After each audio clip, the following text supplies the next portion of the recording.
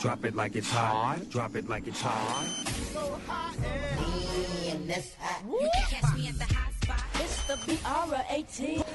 All right, y'all, Rickey Smiley Morning Show. Hey, it is time for the hot spot with the one and only, the Brat. What up, Brat? What up, Rickey? Good morning, everybody. I'm your girl, Brat Tat Tat, and this is the hot spot where we bring you music, movies, and more. So let's get off into it. Well, the guy who allegedly attacked and stabbed Tory Lanez in prison is serving a life sentence for a murder charge, and this wasn't his first violent incident behind bars. The California Department of Corrections and Rehabilitation said that Tory was allegedly attacked by inmate Santino Cassio around 7:20 a.m. on Monday morning. They said 42-year-old Cassio has been placed in restricted housing pending an investigation.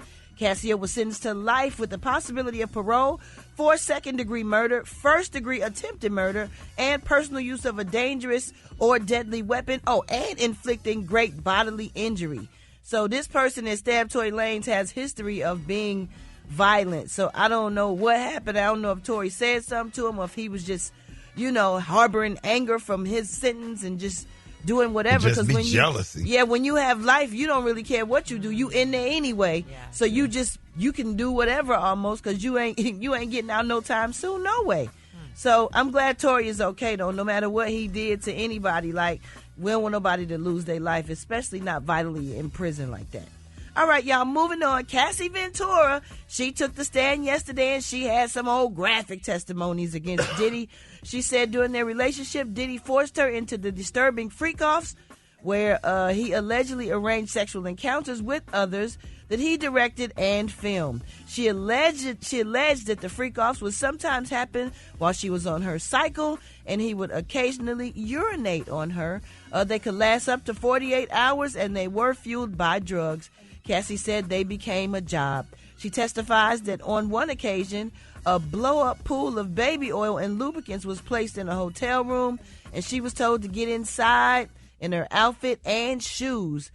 She also said close to 10 large bottles of baby oil would be used during each freak-off. She described his violent outbursts, controlling behavior, emotional manipulation, right down to how she wore her hair and did her nails. She said that behind closed doors, she lived in fear of Combs, who allegedly abused her mentally and physically during their relationship that began in 2006 and ended in 2018. That's a long time to stay. Yeah. Their relationship started when she probably was around. thought she was going to die. She saw what was happening around her. Yeah, their relationship started around 19, 20 years old. The infamous video footage of Diddy beating Ventura in a hotel hallway happened during a freak-off at the hotel. Cassie is set to resume her testimony this morning. Y'all, any comments, y'all? Anything y'all want to say? It makes me so sad. She was 19. She was a baby when he took advantage of her. And I think that's why she stayed so long. She didn't, not to mention, like, hey, I'll show these videos to people. And there was also allegedly a lot of threats made against her and her family that he had let her know he had the resources to make things happen if she left. Oh, my goodness. It's sad. She is so lucky and blessed that she's able to even have children in the first place. Yes. And I'm so thankful that she got out of that situation. Me too. I'm happy she's moved on and is able to be happy. Yes. I'm sure she has to go through a lot of therapy though. My God, so sure. Kudos to her husband for sticking around and being a rock for her. You know what I'm saying? And making sure they have a secure family, because that's a lot to go through for so many years. Yeah. And applaud her for the courage.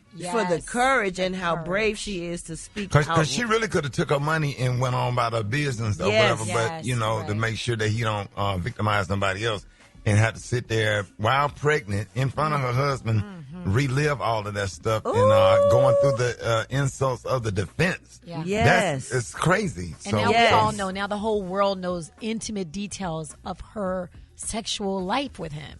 Yes. And then, the opposing side is going to really try to drill her and make her seem like she lying, or make her seem like, why did you do it? And why did you, that's horrible. Yeah, that's horrible to have to go through and relive. That is really bad. So we're going to keep her and everybody else that's going through it in our prayers.